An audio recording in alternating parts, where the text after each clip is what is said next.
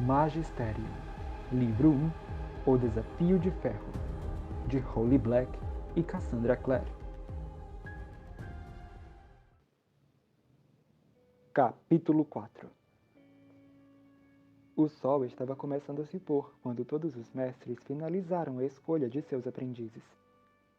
Muitas crianças foram embora chorando, incluindo, para a satisfação de Cal, Killy. Ele teria trocado de lugar com ela em um segundo, mas, como isso não era permitido, pelo menos ele conseguiu deixá-la realmente irritada sendo forçado a ficar. Era a única vantagem que lhe ocorria, e, à medida que se aproximava a hora de partirem para o Magisterium, ele se apegava a qualquer conforto. Para sua frustração, os avisos do pai sobre o Magisterium sempre foram vagos. Ali parado, chamuscado, ensanguentado e encharcado de tinta azul, com a perna doendo cada vez mais, Cal não tinha nada para fazer a não ser repassar aqueles avisos em sua mente.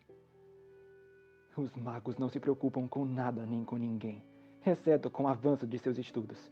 Eles roubam crianças de suas famílias. Eles são monstros. Eles fazem experimentos em crianças. É por causa deles que a sua mãe está morta. Aaron tentou puxar conversa com Cal, mas Cal não estava com vontade de conversar. Ficou brincando com o cabo da adaga que havia enfiado no cinto, e tentou parecer assustador. Aaron acabou desistindo e começou a conversar com Tamara. Ela sabia muito sobre o Magisterium, por meio de uma irmã mais velha que, segundo a garota, era o máximo em absolutamente tudo na escola. Tamara jurou que seria ainda melhor, o que soou preocupante para Cal.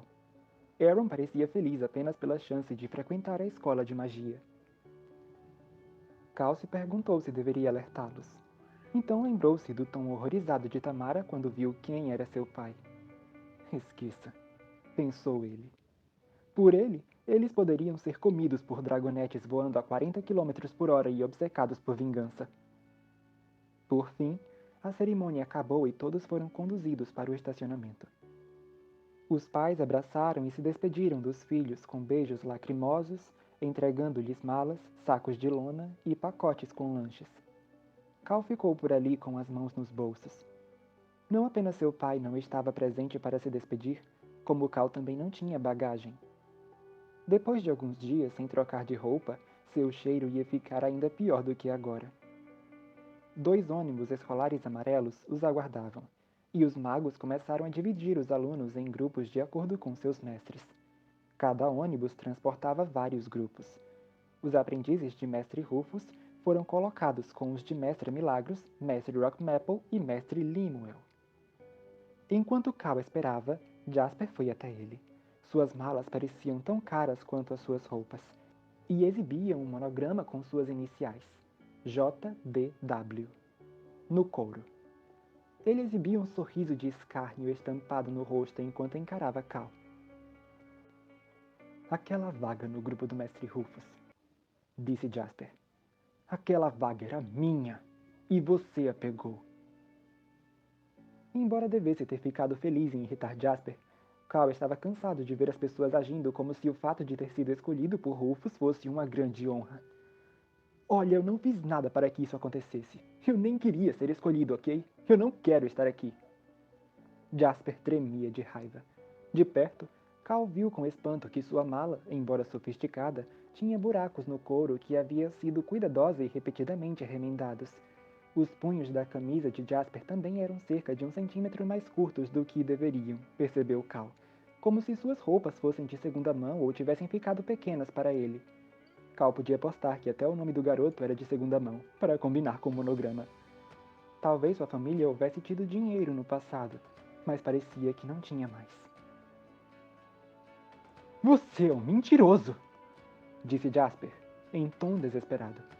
Você fez alguma coisa. Ninguém acaba sendo escolhido por acaso pelo mestre de maior prestígio do magistério, então pode parar de tentar me enganar. Quando chegarmos à escola, terei como missão recuperar essa vaga, e você vai implorar para voltar para casa. Espere, disse Cal. Se implorar, eles te deixam ir para casa? Jasper olhou para Cal como se este tivesse acabado de soltar um monte de frases desconexas. Você não tem ideia do quanto isso é importante. disse ele, segurando a alça da mala com tanta força que os nós dos dedos ficaram brancos. Nenhuma ideia. Não suporto nem estar no mesmo ônibus que você. Ele girou e se afastou de Cal, marchando em direção aos mestres. Cal sempre odiara ônibus escolares. Ele nunca sabia ao lado de quem deveria se sentar, porque nunca teve um amigo no trajeto, ou melhor, nunca teve um amigo. As outras crianças achavam que ele era estranho. Mesmo durante o desafio, mesmo entre pessoas que queriam ser magos, ele parecia se destacar como estranho. Naquele ônibus, pelo menos, havia espaço suficiente para que ele tivesse uma fileira de assentos só para si. O fato de eu cheirar a pneus queimados provavelmente tem algo a ver com isso, pensou ele. Mas mesmo assim foi um alívio. Ele só queria ser deixado sozinho para pensar sobre o que acabara de acontecer. Gostaria que o pai tivesse lhe dado um telefone no último aniversário, como ele havia implorado. Ele só queria ouvir a voz do pai. Queria que sua última lembrança do pai não fosse Alastair sendo arrastado aos gritos. Tudo o que ele queria era saber o que fazer a seguir. Quando pegaram a estrada, Mestre Rockmaple se levantou e começou a falar sobre a escola, explicando que os alunos do Ano de Ferro permaneceriam na escola durante o inverno, porque não era seguro que voltassem para casa parcialmente treinados. Também disse a eles que trabalhariam com seus mestres durante toda a semana, teriam palestras com outros mestres às sextas e participariam de uma espécie de grande teste uma vez por mês. Cal achou difícil se concentrar nos detalhes, em especial quando o mestre Rockmaple listou os 5 princípios da magia, que aparentemente tinham todos a ver com equilíbrio, ou natureza, ou alguma coisa. Cal tentou prestar atenção, mas as palavras pareciam se perder antes que ele pudesse memorizá-las. Depois de 1 hora e meia de viagem, os ônibus fizeram uma parada de descanso, e Cal percebeu que, além de não ter bagagem, também não tinha dinheiro. Fingiu não estar com fome nem sede enquanto todos os outros compravam chocolates, batata frita e refrigerantes. Quando reembarcaram no ônibus, Cal sentou-se atrás de Aaron. Sabe para onde estão nos levando? Perguntou Cal. Para o magistério, respondeu Aaron, parecendo um pouco preocupado com o cérebro de Cal. Você sabe, a escola, onde vamos ser aprendizes. Mas onde fica exatamente? Onde estão os túneis? Insistiu Cal. E você acha que eles nos trancam nos quartos à noite? As janelas têm grades? Ah, espera, não. Porque não tem nenhuma janela, certo? Disse Aaron, estendendo o saco aberto de batata frita com sabor de pão de alho e queijo. Quer? Tamara se inclinou do outro lado do corredor. Você é mesmo perturbado? Perguntou ela. Dessa vez suas palavras não soavam como um insulto. Era mais como se ela quisesse sinceramente discutir o assunto. Vocês sabem que quando chegarmos lá vamos morrer, não sabem? Disse Cal, alto o suficiente para que todo o ônibus ouvisse. Suas palavras foram recebidas com um silêncio retumbante. Por fim, Célia o rompeu. Todos nós? Algumas das outras crianças riram. Bem, não, nem todos nós, é óbvio, disse Cal. Alguns de nós. Mas isso ainda é ruim. Todos encaravam Cal novamente, exceto o mestre Rufus e o mestre Rockmaple, que estavam sentados na frente e, nesse momento, não prestavam atenção ao que as crianças faziam nos fundos. Cal fora tratado como louco mais vezes naquele dia do que em toda a sua vida, e estava ficando cansado disso. Só Aaron não o olhava como se ele fosse louco. Em vez disso, ele mastigava uma batata frita.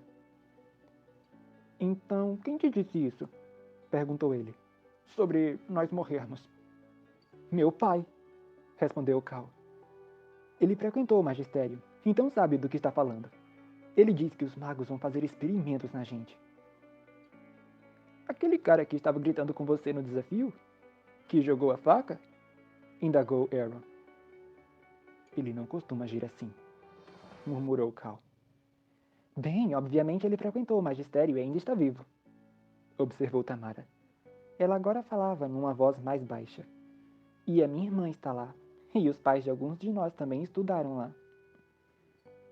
Sim, mas a minha mãe está morta, argumentou Cal. E meu pai odeia tudo que tem a ver com a escola. Ele nem fala sobre ela. Diz que minha mãe morreu por causa do magistério. O que aconteceu com ela? Perguntou Célia.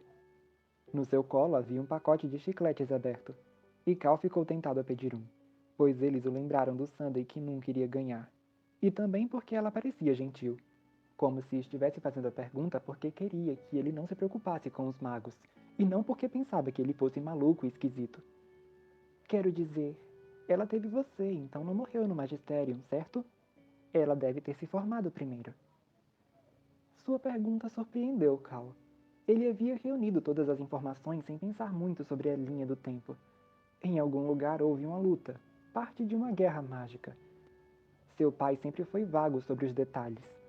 Ele havia se concentrado no fato de que os magos tinham permitido que aquilo acontecesse. Quando os magos vão para a guerra, o que acontece com frequência, eles não se importam com as pessoas que morrem por causa do conflito. Uma guerra, disse ele. Houve uma guerra. Bem, isso não é muito específico, observou Tamara. Mas se foi com sua mãe, tem de ser a terceira guerra dos magos, a guerra do inimigo. Tudo que sei é que eles morreram em algum lugar da América do Sul. Célia arquejou. Então ela morreu na montanha, disse Jasper. Montanha? Perguntou Drill lá atrás, parecendo nervoso. Cal lembrava-se dele como o garoto que havia perguntado sobre a escola de pôneis. Um massacre gelado, disse Gwenda. Ele se lembrou da maneira como ela havia se levantado quando foi escolhida, sorrindo como se fosse seu aniversário, suas muitas tranças com contas balançando em torno do rosto. Você não sabe de nada? Não ouviu falar do inimigo, Drill? A expressão de Drill pareceu congelar. Qual inimigo? Gwenda suspirou irritada. O inimigo da morte. Ele é o último dos Macares e a razão da Terceira Guerra. Drill ainda parecia confuso. Cal também não tinha certeza de ter entendido o que Gwenda dissera. Macares? Inimigo da morte? Tamar olhou para trás e viu a expressão dos dois. A maioria dos magos pode acessar os 4 elementos, explicou ela. Lembra-se do que o mestre Rockmaple disse sobre recorrermos ao ar, à água, à terra e ao fogo para fazer magia? E todas aquelas coisas sobre a magia do caos? Cal se lembrou de algo da palestra na frente do ônibus. Algo sobre caos e devastação. Havia soado ruim na ocasião e não soava nem um pouco melhor agora. Eles criam algo do nada, e é por isso que os chamamos de Macares, que significa criadores. Eles são poderosos e perigosos, como o inimigo. Um arrepio percorreu a espinha de Cal. A magia parecia ainda mais assustadora do que seu pai dissera. Ser o inimigo da morte não deve ser tão ruim assim, disse ele, principalmente para ser do contra. Não é como se a morte fosse algo maravilhoso. Afinal, quem gostaria de ser amigo da morte? A questão não é essa. Tamara cruzou as mãos no colo, nitidamente irritada. O inimigo era um grande mago. Talvez até o melhor. Mas enlouqueceu. Ele queria viver para sempre e fazer os mortos voltarem à vida. É por isso que o chamam de inimigo da morte, porque ele tentou vencer a morte. Começou a trazer o caos para o mundo, colocando o poder do vazio em animais. E até mesmo em pessoas. Quando ele colocava um pedaço do vazio nas pessoas, isso os transformava em monstros irracionais. Do lado de fora do ônibus, o sol havia se posto, e apenas uma mancha vermelha e dourada no horizonte dava indícios de que a noite caíra havia pouco. À medida que o ônibus avançava, adentrando a escuridão, Cal podia ver mais e mais estrelas no céu pela janela do ônibus. Ele só conseguia distinguir formas vagas na floresta por onde passavam. Até onde Cal podia ver, eram apenas escuridão folhosa e rochas. E é provavelmente o que ele ainda está fazendo, disse Jasper. Ele não foi o único macar de sua geração, afirmou Tamara, como se contasse uma história que aprendera mecanicamente ou recitasse um discurso já ouvido muitas vezes. Havia outro. Era a nossa campeã, e o seu nome era Verity Torres. Ela era apenas um pouco mais velha do que somos agora, mas muito corajosa, e liderou as batalhas contra o inimigo. E estávamos ganhando. Os olhos de Tamara brilhavam enquanto ela falava de Verity.